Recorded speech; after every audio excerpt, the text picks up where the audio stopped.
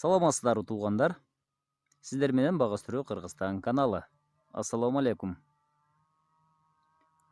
Ат суу ичкен жерден суу ич, чычкан уялаган жерге бактык деген ата бабабыздын жакшы бир сөзү бар.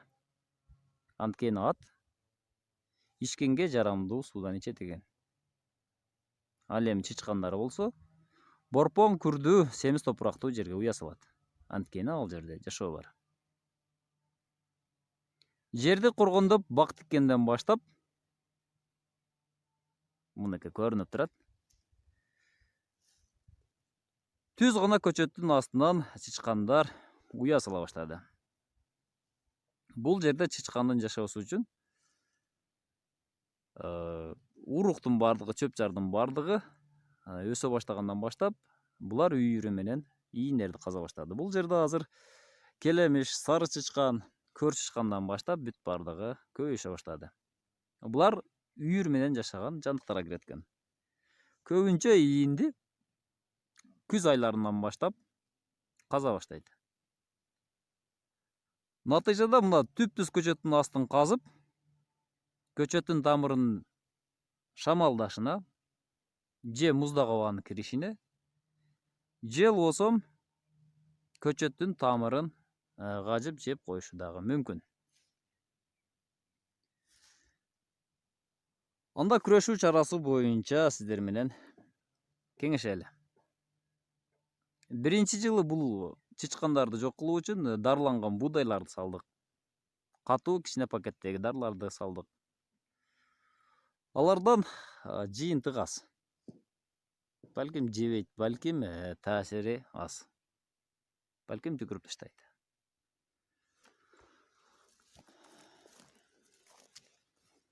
Акыры мына ушул китайский дарылардан колбаса сыяктуусу бар.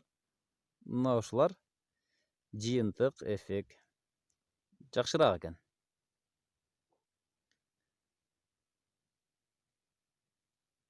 Мына ушул колбаса сыяктууларды салып, же болбосо балким капкан коюп жок кылыш керек.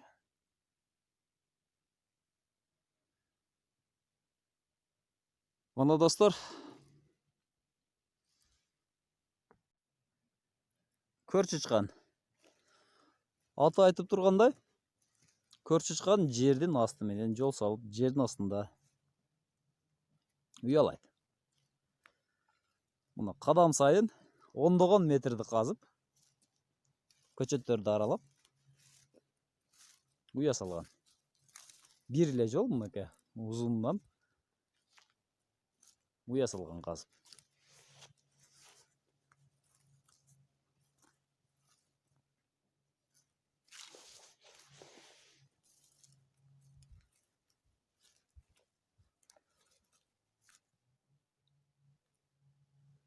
Көчөттөрдүн астын казып, зыян келтирүүдө. Мына ушуларды жок кылуу үчүн эң эле эффектүүсү жанагы жашыл, көк, кызыл, колбаса сыяктуу жумшак дарылар жакшыраак эффект берүүдө. Эгер сиздердин багыңыздарда болсо, сиздер кантип күрөшүп атасыздар, кантип жок кылып атасыздар, комментарийга жазып коюңуздар. Балким элге кеңеш болот.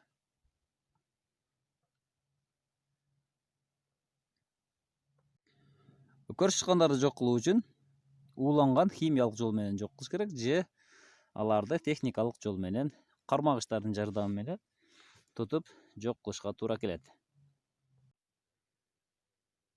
Түп-түз көчөттүн астынан казып аткан ийиндер көбүнчө күзүндө казат. Балким азык, кампа көбүрөөк камдаш керек болот, балким. Ошондуктан же күзүндө булар бөлүнүп жашай баштайт.